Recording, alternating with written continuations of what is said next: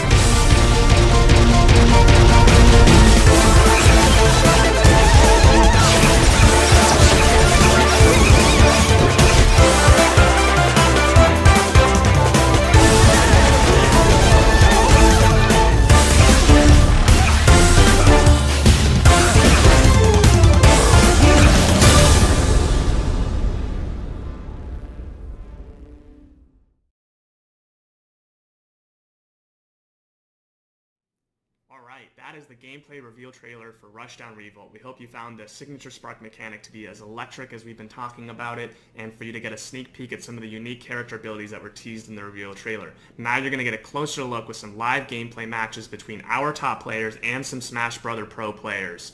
We look forward to getting that lined up for you. Please give us a few seconds to get everything prepared. In the meanwhile, consider sharing our trailer. We've just revealed the trailer itself on Twitter and on our YouTube channel, so please share that with your friends. Consider also using our hashtag #RevolutionIsComing and join our subreddit conversation at @RRushdownRevolt.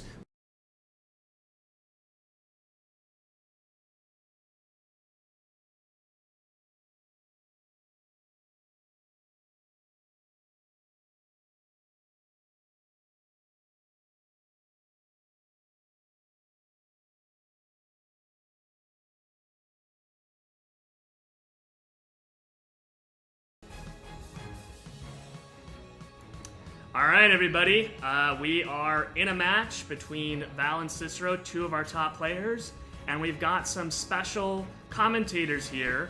I'll hand it off to Ryan Yags. Why don't you take it away? Thank you, Kako. Excited to be here. Today, we are going to be having the live gameplay reveal of Rushdown Revolution. We are extremely excited. As Kako said, we are with Ken and the Buzz will be commentating with me today. Gentlemen, how are you doing? What's up, guys? Just chilling, you know, ready to watch and just talk about this game because it's been a while in the making. I've been excited to just be able to talk about this game, honestly, because it's really fun. Yeah, this game's pretty awesome. So if anybody's watching, like, just try to keep track of the characters because they're moving pretty fast. Yeah, you can notice this game, everything is extremely fast-paced. Characters fly around. You can cancel like all your hits into dashes if you hit the opponent. So it's gonna be a huge mechanic. You're gonna see people like getting massive combos and chasing really aggressively as a result. See how they're wall jumping after they're they can up B. So if even though you up B, you can still wall jump and try to survive there. Yes, a lot of options after your up B that are not afforded to you in other games. Speaking of characters, we've got Zurong, the sword wielder, and Ashani, the melee character on the screen right now. Oh, there we just saw the Blink ability. Ashani, go for it. Yeah, Zurong's kind of similar to Mars, but she works kind of differently in a way. Because Mars is more about like spacing and stuff, but she's more about like rushing in and getting some good combos and rushing down. Yeah, Shawnee's very aggressive. Honestly, I feel like she's more comparable to like Ultimate Roy in like that regard, just rushing the opponent down. Both really good burst options. So that's really cool. And then Ashani is really sick because basically the character is very comparable, honestly, to Melee Falcon, I'd say, but with kind of like almost like a Sheik influence as well. very strong hits, very fast movement, big combos. Also has like a punch you have to charge that does a lot of power if you get like the combo into it going. Indeed, and not a lot of charge up time on that Neon Punch, and I think that the Smash archetype that you related to are perfectly adequate. A mix of both of those staples is exactly what Ashani can be. Player 2 wins. All right, so we had Val and Nashir take the first game. We're going to do a set here. We're going to prepare for our next match while we take a question from the audience. I think the first question a lot of people noticed was, what's up with the health bars? What's going on there? This game is a platform fighter at the end of the day, and what that means is we've got percentages, right? Or this idea that over time, as the combat increases, it's getting more and more intense, the knockback's getting higher and higher, but how does that work with the health bar system? So, in essence, we have 3 knockback bands. There's a green knockback band, a yellow knockback band, and a red one. And as you get knocked into those different knockback bands, it's going to increase the knockback of the enemy and make it give you that platform fighting experience while also still having the consistency of a fighting game where normally, or traditional fighting game, where you don't normally have that escalating knockback and your combos can be more reliable. Team here, or commentators, Ken, DeBuzz, do you guys have any thoughts about the health bar system? What do you like about it? I mean, I like Bud how can go first, clear yeah. it is to like know kind of like how far your opponents can be knocked back. Or like very like easy to see like the exact health, very easy to see how much damage your attacks are doing, and honestly it feels very intuitive to, you know, just count down instead of up. And I also do like how like people aren't gonna live forever. You take someone's health down to 0, they go into like the 3 like bubbles, and you know they're just gonna die from everything if you haven't killed them already. So it feels more like a regular fighter in that regard, instead of people just living to absurd percents and it getting frustrating. To give the people at home a tangible understanding about how these knockback bands work, an easy way to think about it is that first green knockback band, your combo fodder. Everywhere in that knockback band, you don't have to worry about small number changes. Everything in there, your combos work exactly the same. Once you work your way into the orange knockback band, now you're at the point where a good, strong hit or a hit off stage may finish your opponent, but with good DI, good recovery, they may come back.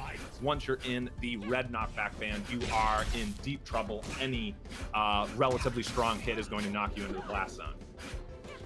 All right, we're back with our second match here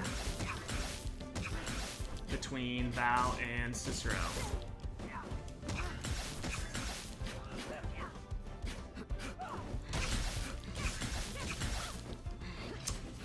Let me pull it up for you guys. My apologies. Our commentators here can't see what's happening, and there it is. We've got Zurong versus Zana this time. That's right. We've got Zana is the larger female on the screen right now. She, if you want to think about her as we've been talking about the other characters in the Smash archetype, rather Ganon-like. You just saw the big boots of her down air there off stage, taking Cicero's first stop. She's But probably she's more like a grappler though, right? Yeah, She like can she's grab been the people in scariest grappler I've seen a platform Yes, fighter, too. honestly. To your point about the grappling, you just saw it there, that Valnishir was able to get the grab up a command grab and then rush after the fact, giving him the ability to get the grab and then push himself further in the direction he wants to go before executing his throw, as he displays perfectly there. Being able to throw from halfway to the blast zone, he's able to easily get them into it.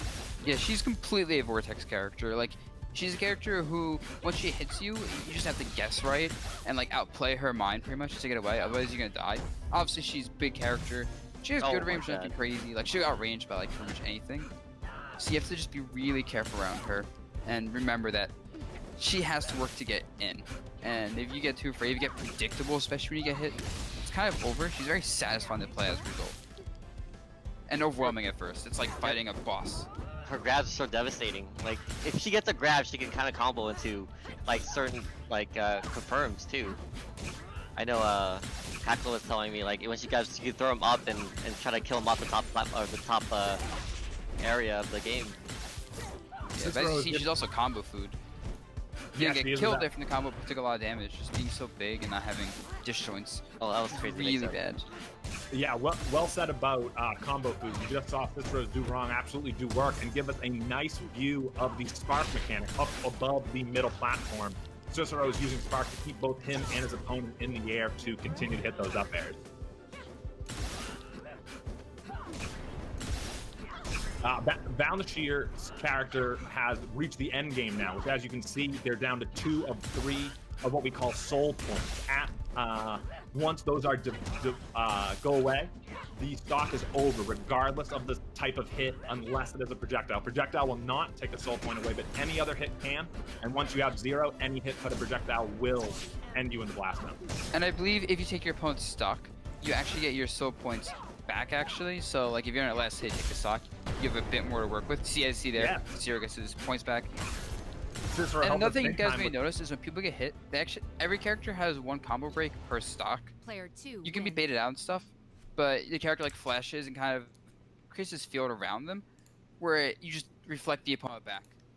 And it's really a powerful tool because otherwise you can just die in this game. So you're never gonna get 1 tap to neutral unless someone outplays the combo break. That's right. Those combo breaks, those reversals are a huge factor in high level rushdown. Yep. So And we are Val swiftly 2-0'd Cicero there. Sorry, buddy. At this point, let's have our commentators, Liquid DeBuzz and Liquid Ken, hop into a lobby with me here, and let's have you two play against each other, and we'll have Valnashir and Cicero join us on the mics.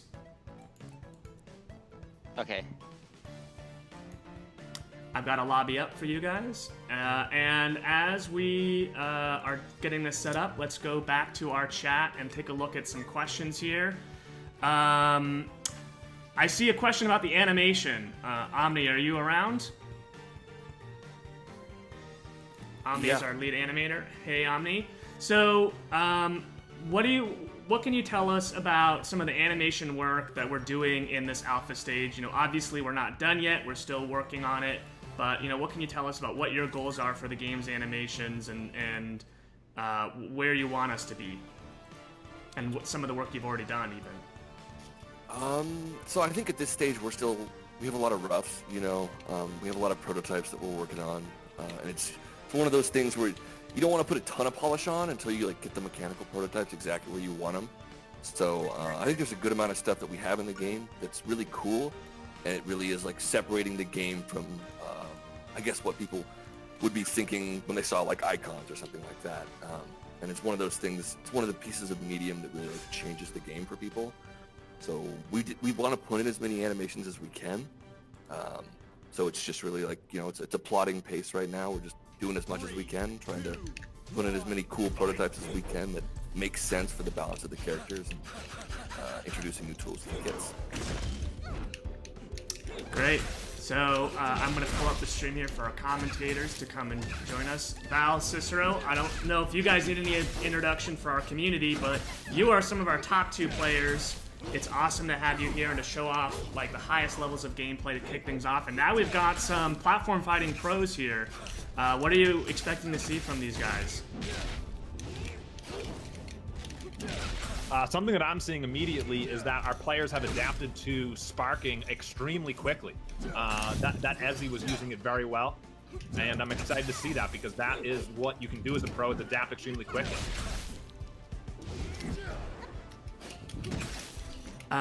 One of the things that's interesting about these characters versus the 2 that we have is I think like the way that their signature mechanic really comes into the gameplay. Ken's character has this like, I don't want to call it rage, but like berserker-like ability to supercharge his moves. And there it is right there with the side special. He takes damage every time he uses that, but it gives him a much stronger damage, much higher knockback. And then Ezzy, whenever she lands a projectile, she's going to put a gravity lock debuff, and if she hits them, she's going to freeze them in place. So I don't know if we'll get to see that in this match, but it's pretty cool when it happens. Yeah, that gravity really helps out with Ezzy, the smaller witch-like character on your screen right now, because her mainstay is, as she's setting up right now, is to kill off the top and create a ladder with multiple up airs and other moves to get you near the top and then finish you. Oh, usually there's the gravity lock. Dabuz killed it. That's a perfect follow-up, textbook.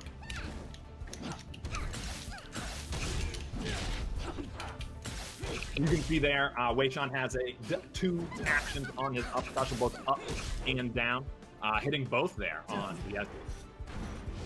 That glowing orb up in the off the stage to the left is the debuff that Kaka was mentioning earlier. So a strategy that you can employ is setting one of those up in the middle of the stage where you strategically deem appropriate and then throwing or hitting your opponent into it to infect them with that debuff, which, as we described a moment ago, is very valuable to Ezzy. You just saw the first instance of a crash there, similar to a clank, but instead of the players flying relative to their health, it is actually more of a neutral reset and gives both players the ability to reset and hopefully follow up. Wei Shan there, while debuffed, hit a big back air on Ezzy, but Ezzy follows up quickly to even this game up to perfectly 2 stocks apiece halfway through. Ooh, and there you saw our best example yet of the reversal mechanic, the combo breaker, as was described earlier. You get one of those per stock, and you can use it in a variety of different ways. Some players use it as their last-ditch effort to survive. Low on health, you're flying towards the blast zone, you use that to keep yourself in, but a more common use of it, especially at a high level, is actually to either A, stop your opponent from executing a low percentage combo, a bread and butter combo that you know they're going to execute, or later in the stock, being able to disrupt a instance where you're in a really bad position. Smart there for the Ezzy to set up her debuff and then go into shield. The Wei Shan fell right into it and has now been debuffed. That said, Ezzy has not been able to take advantage of it yet as it goes away.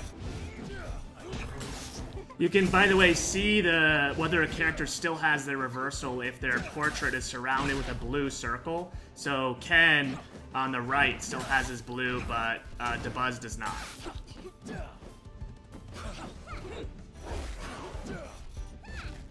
I am expecting the Wei Shan to get this kill rather quickly, but if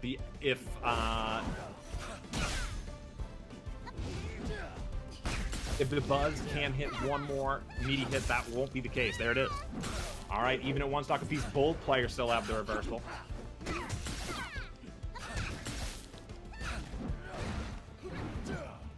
Ooh, very surprising that forward tilt from Ken does not connect, but he gets the command grab later.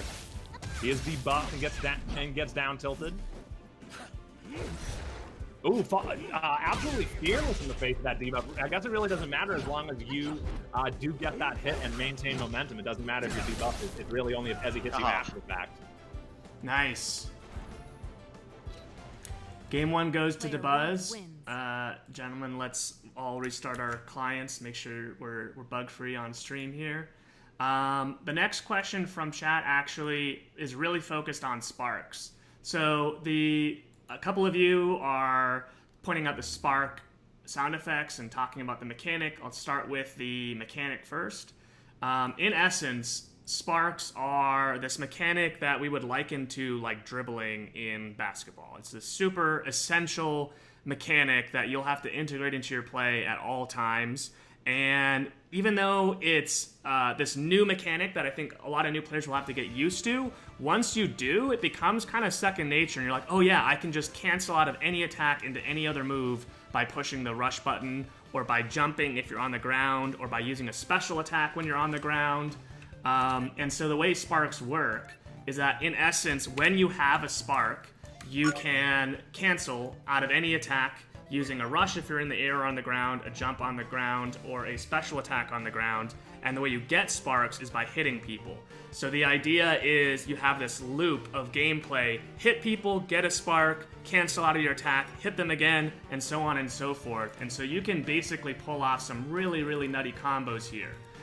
It's a lot of fun to play with. I'd love to hear from our players here, like how they found getting used to the mechanic when picking up this game.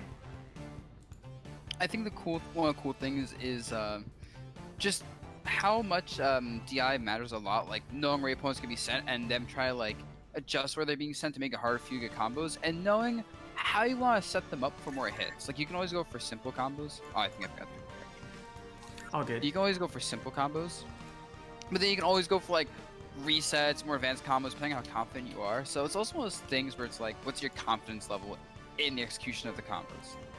And it's really freeform, but there's a lot of depth to it. Yeah, for me, like at first it's hard to get used to, but once you like play more and more of it, it becomes second nature. Like you can hit somebody, you're gonna try to spark and try to hit them again, and try to like customize your combos and stuff. All right, we're live with our second match of our second set between Liquid Ken and Liquid DeBuzz. Oh, there's a little emote there.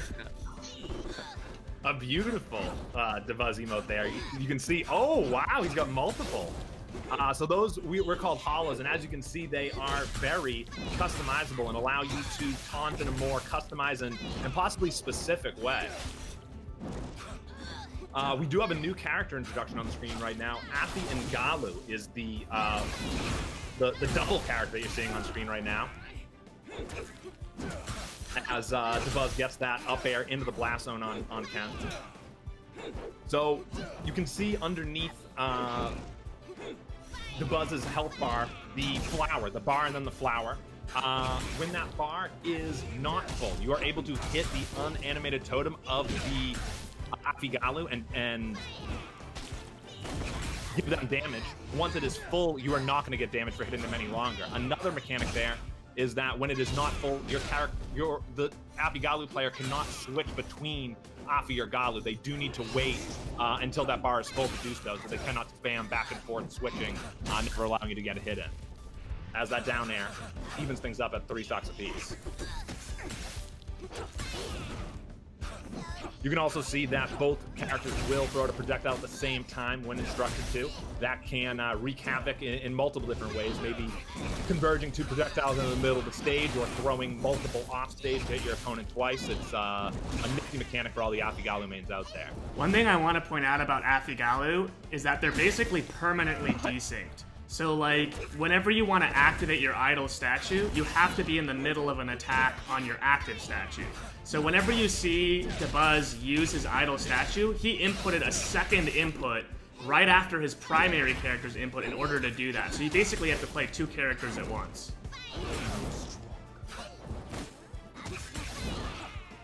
Ooh, there we saw a double up special from both Afi and Galu. Ken's Guandao hitting both, one on the platform and one lower there as he gets the jab and traps his opponent on the platform. Falls the up special from Ken there on stage, but he stays on. Oh, he's really trying to stick that Guandao over the edge and get the fight. No luck yet, as I believe we just saw our first instance of shield back, a very short range quasi attack that you can pull out when you're in shield and shove your shield forward into your opponent. One mechanic that extends the spark is what we call super jump, which allows you to jump faster, higher, and farther than you can normally. Wei Shan usually uses that after getting hit to follow up with his patented forward air. As the animated totem falls down to the left side, and we're even at 2 stocks apiece.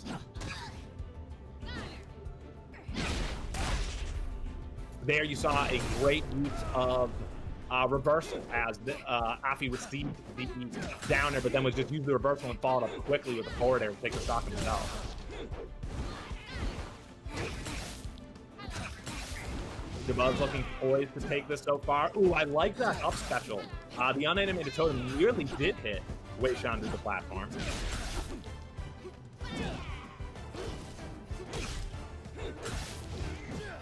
You saw Ken there, use his spark to kind of get away. He realized that his attack put him in an awkward spot in that end lag, so instead of using his spark offensively, he used it defensively to get out of harm's way. Ooh, well-timed command grab from Ken there. DeBuzz looking for a shield grab, but can't find it. Gets the forward tilt on the backside of Wei Shan's shield, which is a good time to talk about how your shield does only protect one side of you and above you. So if you can get over your opponent's other side, you can hit them even if they have their shield up.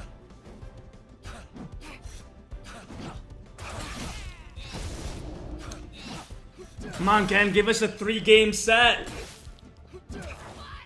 Very well could. Both players, I think, realizing that that is what's on the line and slowing down a little bit here, looking for a combo, looking for something to start. I think it's over for Ken. Looking that way. Is that Up it? throw. 3 hits. I expect him to up throw, but the up throw, he just needs one more up air, will do it. 2. Soul points Last will come into hit. play now. Any hit other than a projectile will win the game for Dabuz. That projectile does not count on soul points. He's fishing for the nair. Gets the projectile, no up air. Oh, he gets forward tilted, then uses the reversal to get out. Oh. There it is. So you could see kind of in the animation there that the nair normally would have done very little knockback, but because it was the final soul point, it was enough to kill. I just want Alright. to say this character is really fun to play. Like especially, like I've enjoyed both characters I play a lot, Afigao and Lizzie, but especially Afi's really fun because you have so much happening at once. Like I wasn't even using like most stuff this character has. You can push statues by like dashing into them. You have somebody doing like a lot of like projectiles or doing something else. So like up B, like stagger one, then do up special with the other one for combos and pressure and setups. Switch into statues, and there is a lot going on for that character in particular that is like a Labra's dream probably. Someone who wants to just sit down in training mode and try to figure out a lot of setups. Yeah, possibly there would be twice as many as a more standard character. I mean the two characters that like the boss play is like pretty good against Wei Shan, the character that I play, because like I have to like kind of force myself to try to get in, and it's hard to space because there's so many projectiles and stuff flying out at me. Yeah, but Wei Shan has the advantage at least of just massive hitboxes everywhere. That's like I have to. It's fun because I have to work to get in. I can use projectiles to bait you out, but at the end of the day, if you swing when I swing, you're probably gonna outswing me at distance. So Yeah. that's like my reward for getting up close and finding these openings and pressuring you. Because I feel like this game is a lot of put pressure on your opponent quickly and play your game, which is really satisfying to do. All right, so I want to show our stream something special, which is our tag team mode. Why don't you, 4 competitors, come on into my tag team lobby here. We had Val 2-0 Cicero, we had Dabuz 2-0 Ken. So we'll do Val and Ken versus Cicero and Dabuz. Does that sound fair? Yeah, sounds good. All right.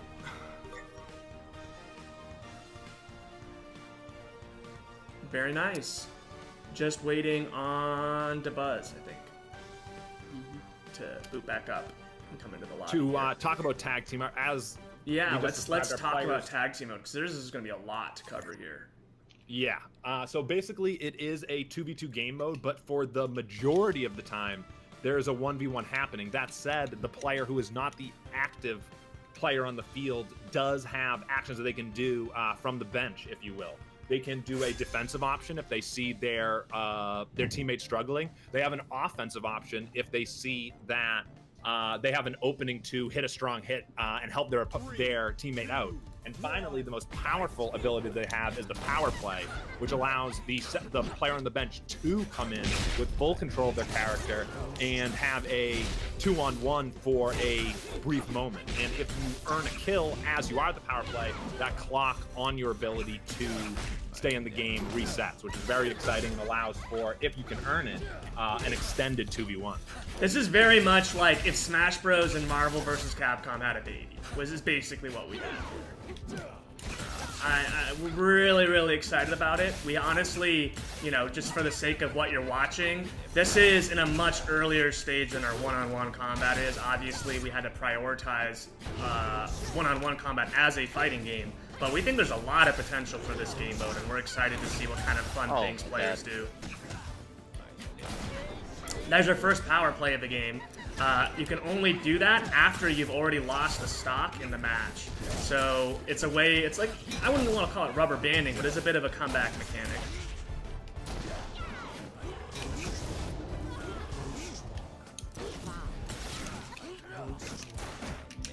I think this is our first Raymer too, right? Yes, first the stream. He can bounce his bullets off the ground. He can also throw a grenade and kick it. He is the master of geometry, so hopefully you were paying attention in math class, and you'll be able to do some cool things with this guy.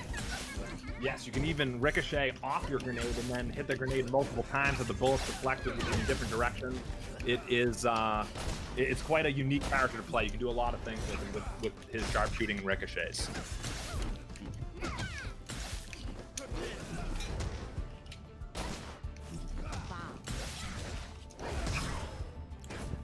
That is a clash, which is essentially a special situation for an aerial clank. If the trade in the air is close enough, where in damage from one attack to the other, you'll do an aerial clash where it'll just kind of bounce off each other and you'll hear that pinging sound.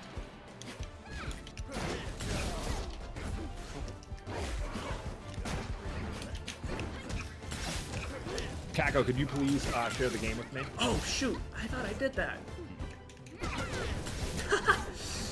Poor Ryan. There you go. I was wondering why you were so quiet. One thing that I really like about the team outlines here is some nice little, you know, highlight to show what team you're on. You can actually turn these on by default in one-on-one gameplay if you want. And I think one thing that's just important to note is the amount of toggles we have. Like, there's so many different controls that you can vary in this game, where whether it's how your rush will pull your control stick input so that you either input your direction right when you push the rush button or a few frames delayed. There is a toggle that changes the way that your air momentum is carried when you do an aerial attack. There's just toggles on toggles on toggles in this game, including one called Smooth Spark, which basically makes it so that, hey, if you want to just access your spark a little bit easier than pushing your air dash button or your rush button, you can actually push the attack you used for that move you're using to rush again in the middle of it. So if you're attacking, you can push the attack button in the middle of the move to rush cancel out of it, or if you're using a special attack, you can hit the special button to rush cancel out of it. I don't think anybody here is using Smooth Spark, but it is a lot of fun to use and definitely streamlines the experience for people who are still trying to get their hang of the spark mechanic. Very excited to see Boundless here on the Raymer that you said at the debut for today's stream for Raymer. You can see him really using not only direct bullets, but more importantly ricochets, because you do get increased damage and knockback if your bullet ricochets off the floor or platform or just about anything. Yep, DeBuzz just used his power play here. He's got, I think, 15 seconds on the clock. If he gets hit, that clock will decrease. If he hits them, it will increase. So you will be able to kind of finish off any combo you're doing. Fortunately, DeBuzz has another one stored. You can see on the right side of the screen, he's got a little 1 on his green icon there. All of this stuff is placeholder, obviously. But, yeah. It's a close game, actually, 2-2. I think we balanced the teams really nicely. It looks like it. Even this, although Cicero is in the end game, orange and now red health is nothing to scoff at. Ken's Wei Shan could be gone. It might be that bullet right there, that offensive assist from Boundless here, which is very well timed. Ooh, nice upstart from Cicero. Surprised it didn't kill.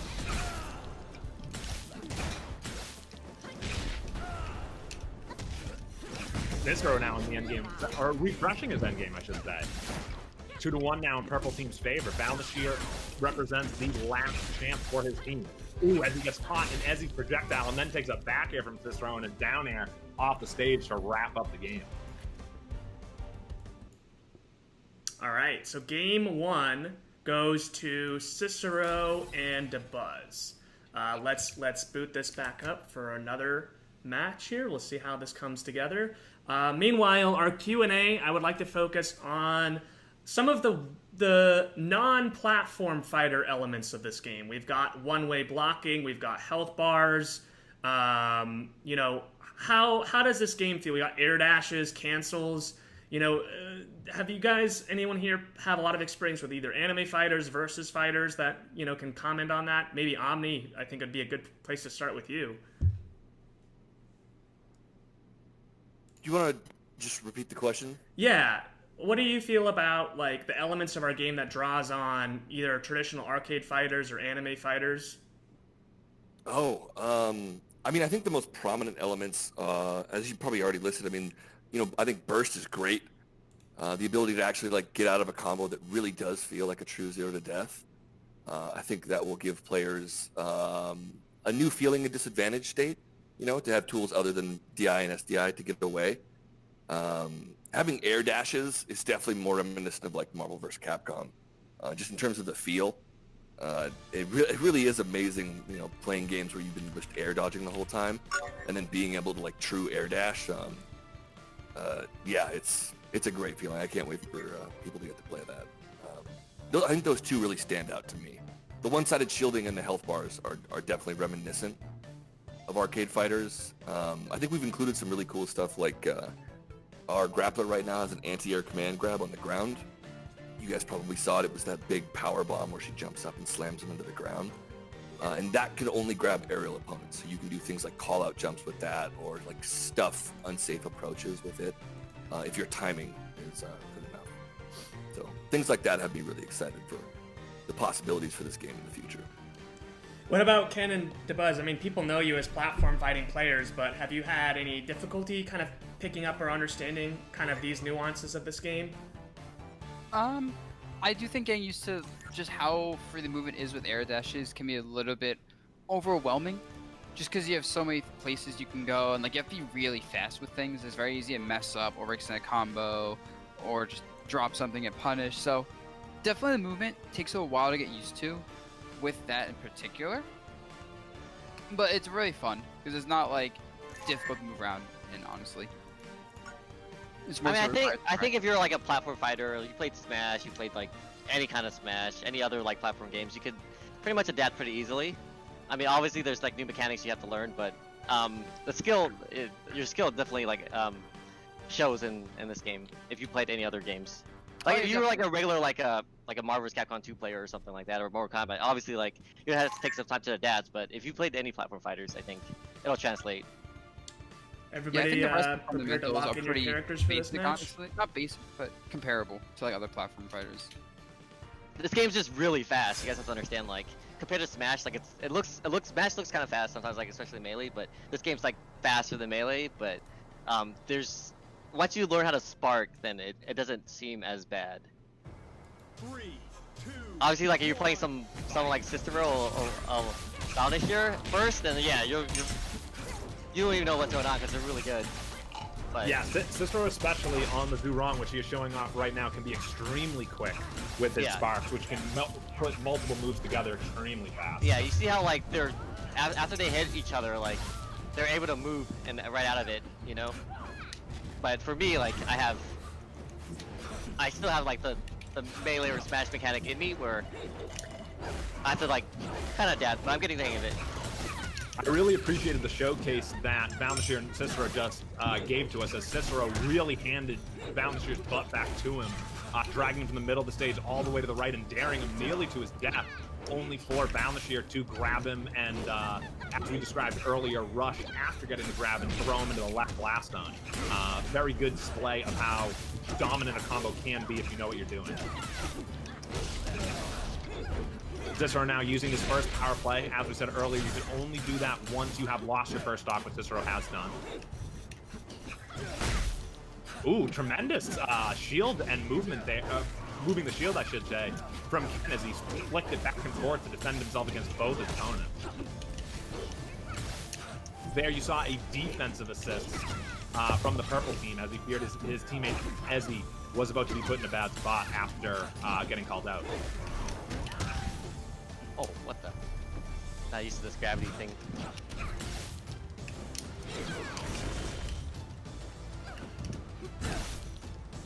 Ooh, sparking out of a forward tilt into a shield there was Cannon. Love to see that. Ooh, up both hits of up special get a diagonal trajectory and get that stock. We're at 5-4 in favor of Yellow Team.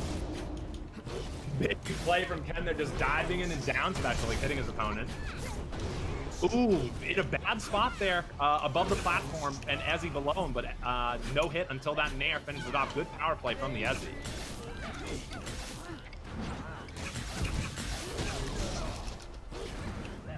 Good play from Ken to come in and help with his power play as Cicero was really beating up on his teammate.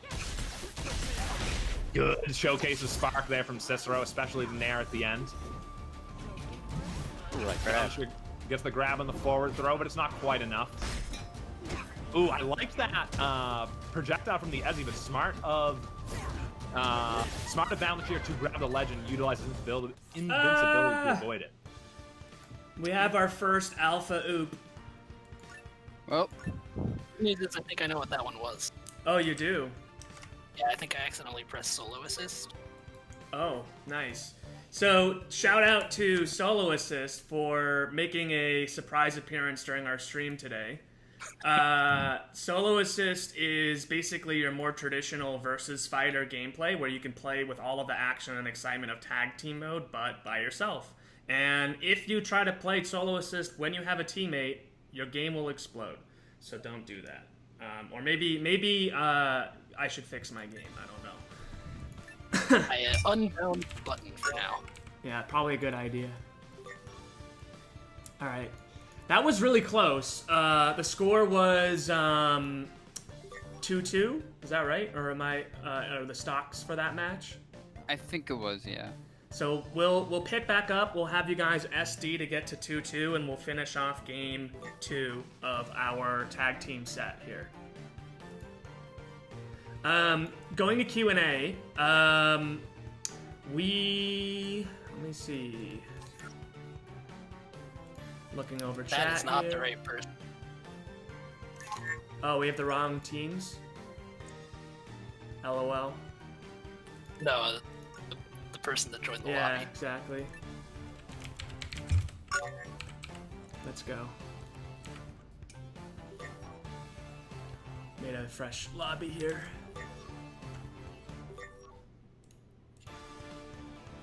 Waiting on Mr. Easy Money. Alright, coming.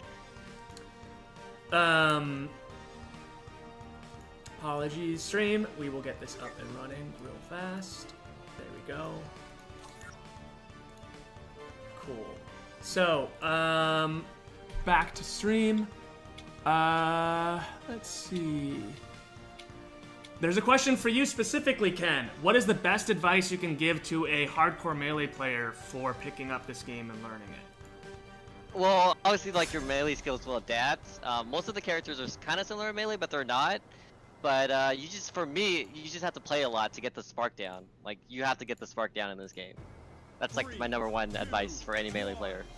Because you're gonna start off playing this game like melee, but once you get like, you land a hit or something, you're gonna think like, oh, they're gonna be, I can like move around and hit again. But you have to press something to spark, and then you can hit somebody again. Like the combos in this game are way different than it is in the melee, but they're all customizable. Like you can figure out a way to do a certain combo, just like melee. Whoa, what the heck's going on? To Ken's points about Spark and a player from a more traditional platform fighter coming over, I would like to think that even the best melee player in the world not using Spark would struggle very badly against a mediocre Rushdown player who does have command of the Spark mechanic. It just opens up so many more things, allows you to get so much more damage per combo. I agree. I mean, you can try to play without Spark, but Spark's like a must. It's like playing Marvel vs. Capcom 2 without doing air combos. Right, needlessly hampering yourself. It's important to utilize. We've got both power plays out at the same time right now, which I've seen a lot. A lot of people like to wait until their opponent power plays and then utilize their own to both stop 2v1 from happening, and if you can get some hits and not get hit yourself, you can extend your own power play longer than your opponent's and have a 2v1 yourself. So waiting for your opponent to use theirs and then using yours is a very common strat.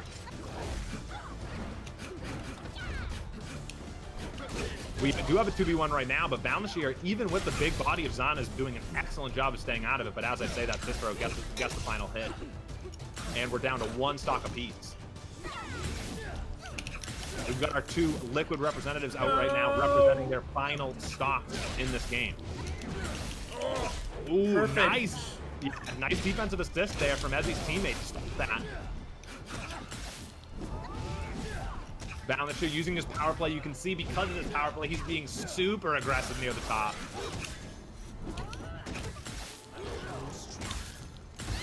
Finally, a forward tilt from the platform gets the stock, and yellow team takes game number 2. All right, so we're at 1-1. Oh yeah, I did the emotes. We're at 1-1. All right, this is the last game to decide it. Someone in chat said we should get rid of sword fighters. So Cicero, if you don't win, I think we're gonna have to delete Zurong. Oh no. Also, still, if you win. Also, if you win, yeah. Or we give everyone a sword. Or we can give everyone a sword if Cicero wins. Yeah. Yeah, we can make this a fencing game. We'll make it a fencing game. I like that. There's a question in chat about characters. I think that it is important to remember that we are an alpha. I think at an alpha stage, you're mostly focused on core gameplay, making sure that everything's smooth, there's no bugs and things like that. And then once we are, live and the game's launched, we can start talking about new characters. I think stages are actually a lot easier for us to work on, so we might be getting new stages soon. But I think another point on new characters is that a lot of the character designs, we've inherited from icons, but we have some new designs that we're planning. We've already redone Zurong. Kazan, our character artist, is here. Why don't you talk a little bit about what your plans are for redoing some of the characters in our cast right now? You here, Kazan? Yeah, I'm here. I'll turn you up. All right, go for it. Yeah, we actually did redesign most, if not all, of our characters within Rushdown Revolt. We're trying to push more for a fantasy aesthetic, and I believe that Icons did a good job with designing their characters, but we want to kind of push them more, exaggerate their anatomy and silhouette to make them have more expressive character designs to them. And yeah, that's basically what we're trying to push for with our new redesigns. Thanks, Kazan. Do you want to talk a little bit about maybe the Zana one in particular? Yeah, that's so, a really that's a really cool one. So Zana did get an awesome redesign, I think. She's definitely a lot different from how she appeared in Icons. We're pushing for more of this kind of tribal, a little bit inspired from Aztec culture, and we think that she looks really cool. But yeah, we wanted to push for a kind of demonic, a demonic species who was enlightened with holy power. I think that's a really awesome concept, but we're really excited for you guys to see it. So please look forward to our future updates. Yep. One of my favorite details about that new Zana is that her hands are just glowing with this, holy energy, right? Yeah. And that's gonna be something that's not just specific to her, but her species, I guess. Is that right? Or did I remember that wrong? Right. So this is something that's specific to her in particular. So her species, they're more of I guess you could call them sort of evil. But Zana is different because she comes across a mysterious substance, which is kind of enlightened and gives her holy powers.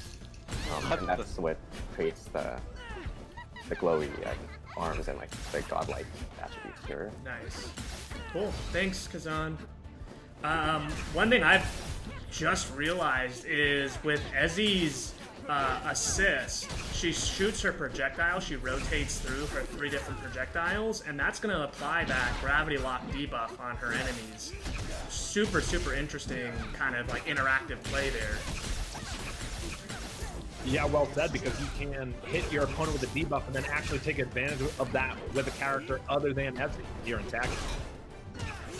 And this is our first kid in the stream too. That's right. I bet you guys in the chat already noticed, but you Spacey mains in the chat, you all may gravitate towards kid. Well, good pun. He's got a gravity shine. He's got a grenade that coming soon. TM. We're gonna let him kind of recall it with his gravity power. She'll throw a grenade, which got a fixed timer on it, and he'll be able to kind of summon it towards him. And then he can float. Yeah, so he's like if Peach and Fox had a kid, well, it would be Kid. There's his float mechanic. Valmishu's putting very good use of it. Yeah, Ken survived his first stock an extremely long time, which obviously is good on the scoreboard, but did not allow him or his teammate to Oh do my power God. play for an extended period. 4-2. Ooh, ballsy playoff stage there, by the way, Sean. But it works out great. Man, that was so clutch. Yeah. He's playing great this game. Definitely his performance helping his team achieve that 4-2 lead.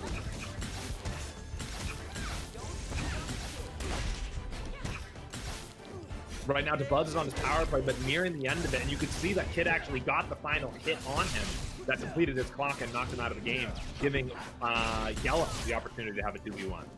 Cicero's jumping off stage and then coming back with a backer, actually doing fairly well in the 2v1.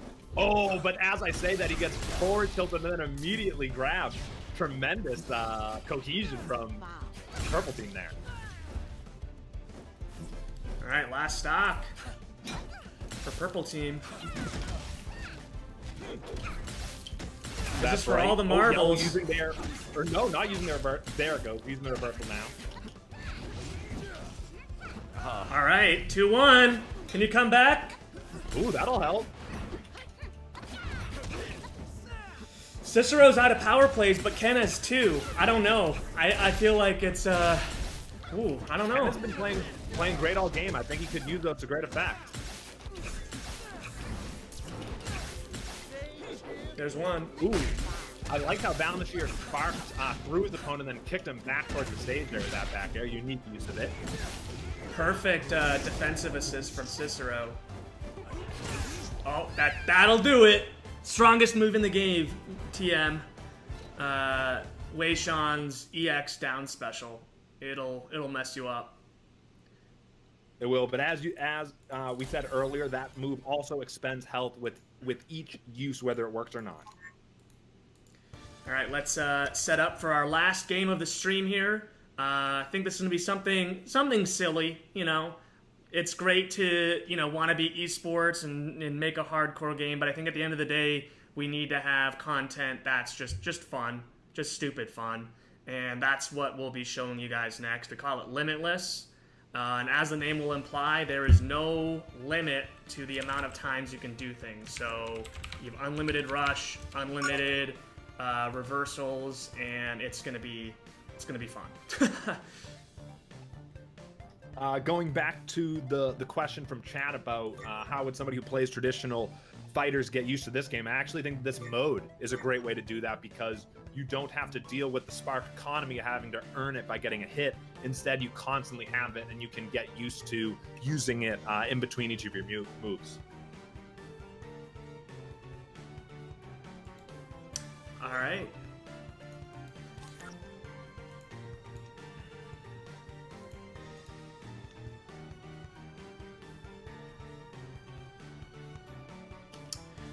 There's a question about tag team. We'll answer that while we transition to this new move.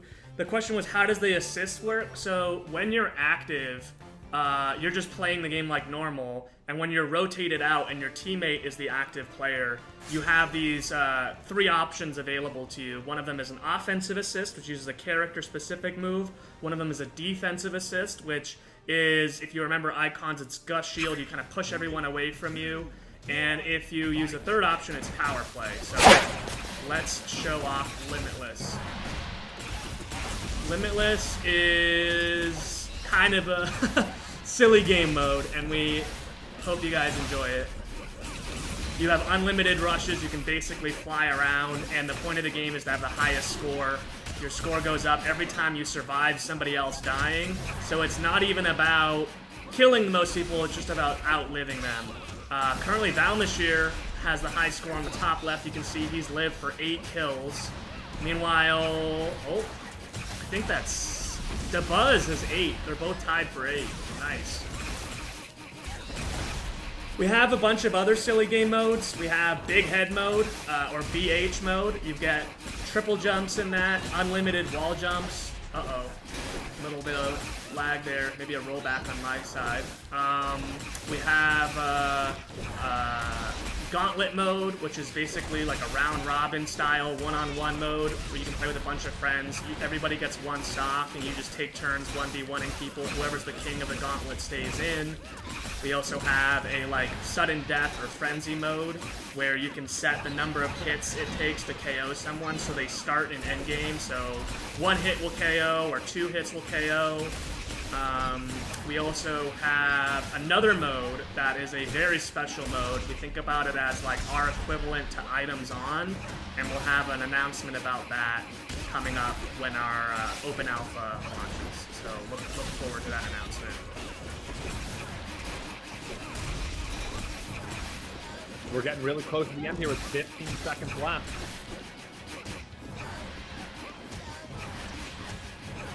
You can see everybody is set to 1 soul point immediately perishing on hit. That's why you see a lot of people using their infinite rush to stay out of the zone. Player 2. Cool. There you go, guys. That is it for the gameplay. Any final remarks from everybody here to conclude the stream? Limitless lied and said that Cicero won. That's true. It did lie. It did lie. You're right. But I'm happy with saying Cicero won that, even though you had the best streak of 10. Cicero, DeBuzz, Ken? Oh no, it's fun. Yeah. I mean, Yeah, I I have a good time playing this game. It's fun. It reminds me of like a bunch of platform games, but it's also new and it brings like something exciting to the table, you know? Yeah, the special modes are really cool in this game. Like, they're just a blast to mess around with. All right. Well, that's it for the stream, guys. Thank you so much, Liquid Ken. Thank you so much, Liquid DeBuzz. Our whole team is so excited to finally get this into your hands, and more coming soon on the open alpha announcement. But this has been a fantastic time. We love that you can finally see some gameplay, and yeah, thank you guys so much for tuning in. Tackle, like, how can people get their hands on this game? Well, right now they don't really have much of an option because we had to delay our open alpha. But if you are really, really craving the game, we do have a private alpha that you're all invited to participate in. You can go to rushdownrevolt.com and sign up. That is also the way that you can get invited to our Discord. The Discord is invite only and it is private and it is under NDA. If you are looking for a more kind of casual way to interact with our community, please come to our Reddit, Rushdown Revolt, or our Rushdown Revolt on Reddit, and interact with our Twitter page. We're using the hashtag The Revolution is Coming. Looking forward to looking at what tweets you guys have sent, what's going on in our subreddit and Discord to interact with all of you. I think actually I was going to end the stream now, but there's one last story I'd like to tell, which is the reversal mechanic. I think this is something worth talking about now, even. Ken, do you want to talk about like how that reversal came into the game? Well, when I first got my hands on like this game, I was just getting pummeled left and right. Like I felt like I couldn't play or do anything because I was just getting comboed left and right. So I was like, there needs to be like a mechanic, kind of where if you have like no options, then you're just gonna die to get out of it. So then I told Kako about it. I was like, what if there's something like a combo breaker where you can get out of these combos and give yourself another chance? Because I was just getting destroyed by like Cicero, and so then they implemented something where if you get hit, you can press a couple buttons and you can do a reversal, so you can get out of combos. But each player only gets one per game, per stock, I think. So, I mean that's how it came to about. Yeah, I think the important thing, and the reason why I thought it was so important to tell this story, was that we're having an open conversation with our players all the time, every day, about how do we make Rushdown Revolt like the most exciting electric combo-centric game we can. And that was an example of a very, very important gameplay mechanic that came from one of our consulting sessions, Ken. So I really appreciate you bringing that up when you did, because it's made the game so much better. I love it. I like that mechanic so much in this game. Like, I feel like if I'm in a tough spot, I could use it, but sometimes like I don't feel like I need to use it. I can save it for later, and then it helps me out later. You know. It's become a very important mechanic in high level gameplay. It becomes an extremely important when players have and when they don't, especially in those nail biter matches. Absolutely. Some of my streamers asking if like people who will play this game later could have like design their own custom maps. That's a great question. I think with map design, that's actually something that is, definitely complicated, but not that out of reach. I feel like that's something we could try to accomplish in our pipeline over the next year. I can't commit to a specific timeline, but that's definitely something I'd love to integrate, especially since one of our like core values is to make the game as expressive as possible. That's something that can really, increase the longevity of the game, give players a lot of fun. I remember playing like Halo 2, and the ability to create maps in that game was so popular. So I would love to get something like that in the game, but can't promise a specific timeline now. Thank you for that question, Ken. Any questions from your stream, DeBuzz? Yeah. I mean, I just retweeted the stream. Oh, nice. Okay, cool. Yeah. Yeah, One you thing guys I have any think people really questions? like in this Let me know. game, which I'm not sure if they got to see in the preview of the gameplay, is every character's a lot of outfits and skins, like 3 or 4. So there's like you can't really customize your characters yet, as far as I know, but there's a lot of cool looks, and you're gonna find a look for every character you like, no matter what, pretty much. Like Afigalu have like a skin with like, it looks like Gundams almost. There's one with like shades on, and then there's like the default like stone ones, and they're all really cool in their own ways. Great. Yeah, so I think as we transition to our open alpha, I think the focus for that is going to be learning Rushdown Revolt. We are, delaying the alpha and the NDA lift because we wanted to focus on matchmaking and our tutorial experience so that we have something there. Right now, we don't.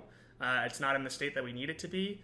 And so if you're joining our private alpha, or if you're looking forward to when you can play in our open alpha, think a lot about how we can make Rushdown Revolt like as fun as possible to learn, whether that's game modes, training tools, whatever ideas you have, whether that's like, being able to program a CPU to do certain inputs so you can practice breaking out of combos that you've set up for yourself, or whatever it is.